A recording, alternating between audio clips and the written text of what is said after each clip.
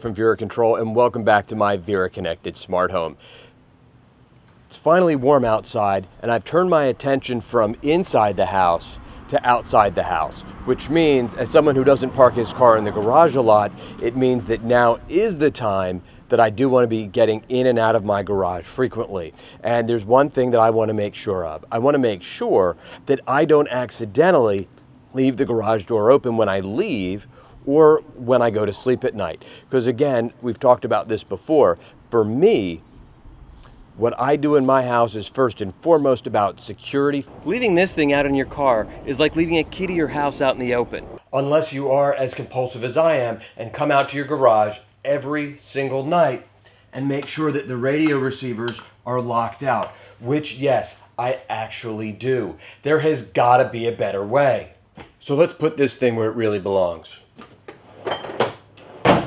So what I'm going to do today to make my home smarter is to add the linear GDOOZ garage door opener, which is a two-piece system. This piece attaches to the garage door opener with just a couple of wires, and I'll show you exactly how we hook that up.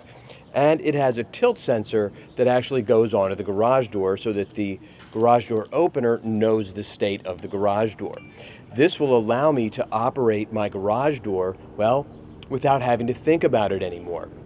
I can just tie it into geofencing with my modes, and you can watch our video on geofencing to learn more about that.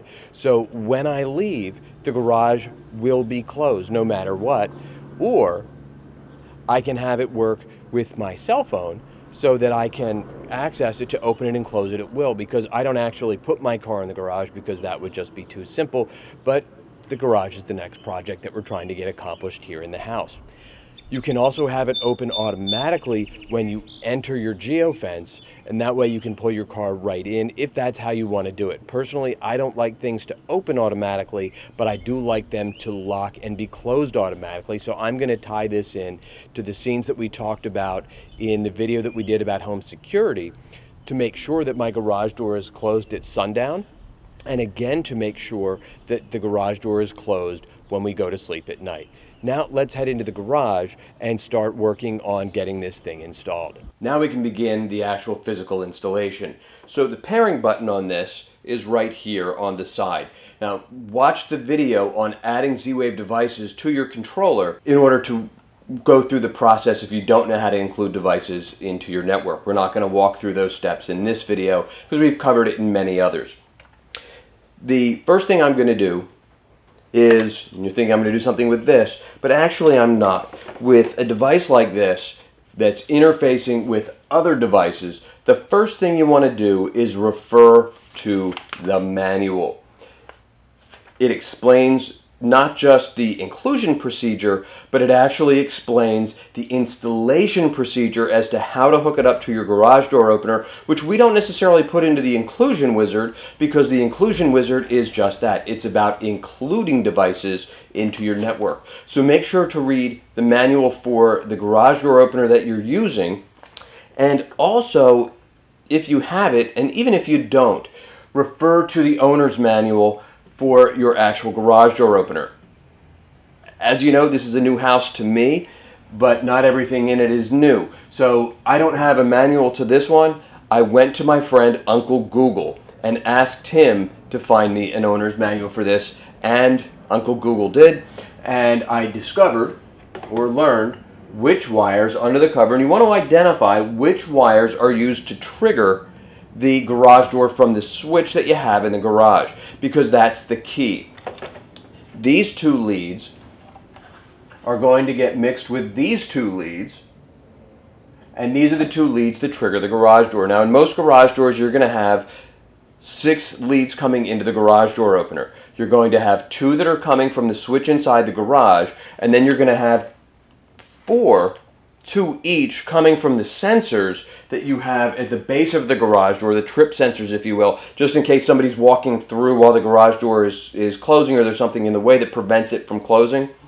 Those 2 leads go to one set of terminals on mine, and then the trigger from the button in the garage go to a second set of leads. Now I've taken the initiative ahead of time to strip back these 2 leads so that they're nice and clean and these two leads so that they're nice and clean. And the reason that I did that is that you're going to want to use a tool and you're going to want to twist them together. And the reason being is that in these spring-loaded connectors, one wire can be making contact while the other one isn't, and that will affect performance, as in it's not working. So I tested this ahead of time and I had that problem myself, and that's why I'm pointing it out to you.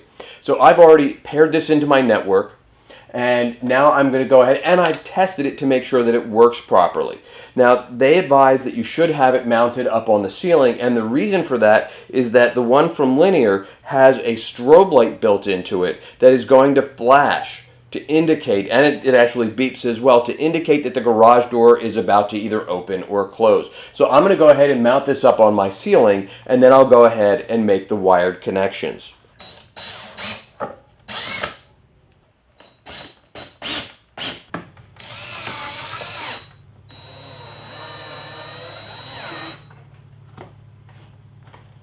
And there we go. Nice and tight and secure up on the ceiling. Now I can deal with managing the wires.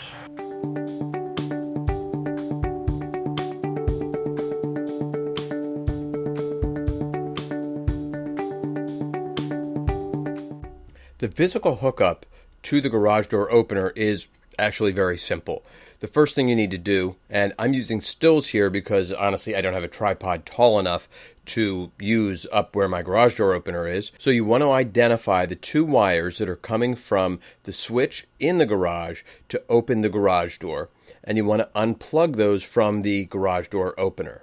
You then want to make sure that those wires are nice and clean, and then you want to make sure to twist the garage door opener wires with the garage door opener wires together to make sure that you're getting a nice good connection between the two, and then make sure that you're returning the wires into the proper connection on your garage door opener. The last thing that you do is plug in the power supplies both for your garage door opener and your new Z-Wave garage door opener.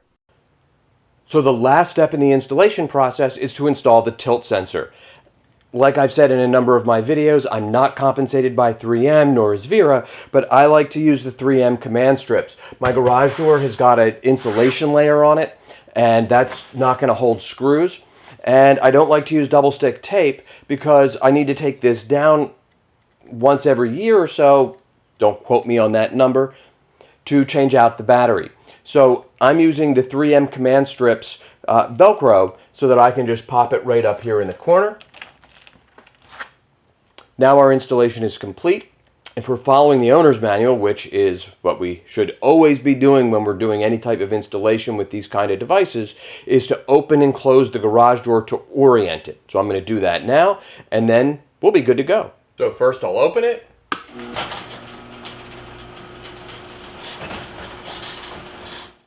And now I'll close it. And now the final step in testing it is to make sure that it actually works.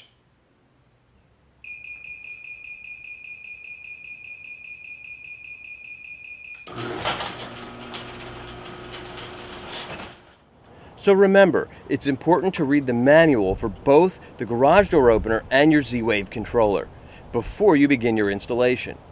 You want to make sure that both devices are unplugged because you don't want to do any damage to either of them during the installation process. And you can see how easy this has been for me to install in my garage door. Now I can tie it into geofencing, so when I drive away, it'll make sure that my garage door is closed, and if I wanted to, I can have it open as soon as I break the geofence coming into my home.